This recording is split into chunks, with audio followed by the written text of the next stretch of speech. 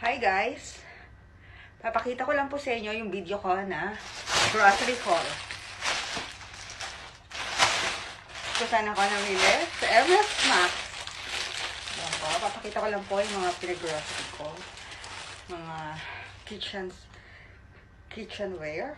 Yan. Nakakatuwa kasi only 9 dirham. Diba? Cute.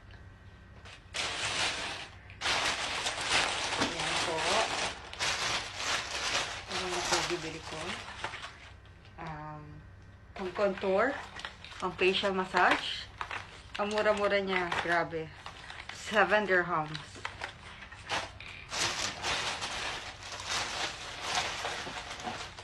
Yan, nagtitipid kasi ako. Eyeliner 450 na lang, diba? Ganda neto din yan, super cute, ganda na, ganda ng color. Palagay yan dito sa taas ng mata. Ayan po, yung mga microwavable. Napakamura sa MS Max. 325 lang.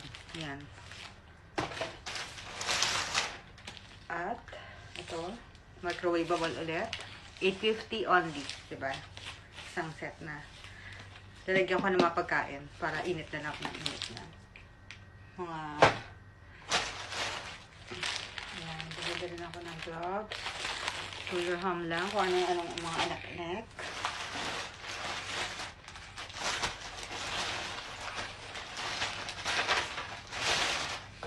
Yan. Carefree. Mura lang sa MS Max. 10 dirham.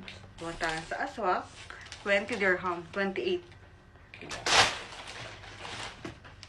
May ako sa shower gel. Nag-iipon ako ng iba't bang shower gel. Yan.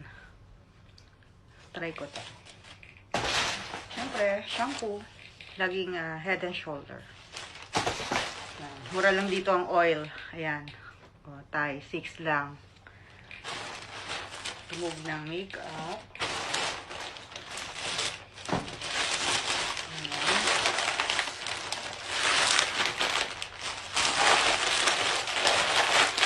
Ayan po. Chips. 275 lang. With the nachos, Doritos. Gusto niya ta? Sarap. Yan. Cheese. Before kasi binili ko Doritos sweet and sour. Try natin na ang cheese flavor. 10.50 lang. Yan. Mga pinagbibili ko sa MS Max. Mura kasi, mga 10 dirham lang. O, isang pack ng chocolate, 10 dirham. Ano ka na? Cookies. Ayan, dark chocolate. 10 dirham also. Bumili ako ng pangmayaman na baso. Yung mga maraming gold.